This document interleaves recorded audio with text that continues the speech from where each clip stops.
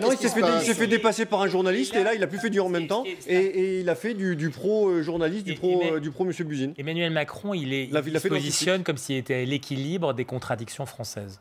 Et donc, et c'est le début, c'était le candidat un peu Facebook, je like tout le monde sur les plats. Rappelez-vous des débats de la présidentielle. Sur Facebook, c'est-à-dire je le disais, Snapchat ce matin. Voilà, exactement. Il y en a remis une couche. Non, mais on est dans la capacité de dire, vous avez raison, à pratiquement toutes les parties prenantes d'une conversation. Et de dire aussi, vous avez tort en partie, de temps en temps quand même. Il faut reconnaître quand même de son côté quand même qu'il est capable d'émettre une critique, et ça c'est quand même plutôt pas mal. Mais de ce point d'équilibre, il est plutôt dans le point de déséquilibre. C'est-à-dire qu'en réalité, il est un commentateur, si vous voulez aviser, un commentateur, et il est en manque de réponse d'action, parce que pendant les 2 heures d'entretien, si vous voulez, qu'il y a eu... 2h30. On attendait vous voyez, gouverner... Présider, disait feu le président de la République, Valéry Giscard d'Estaing, c'est décider, c'est agir.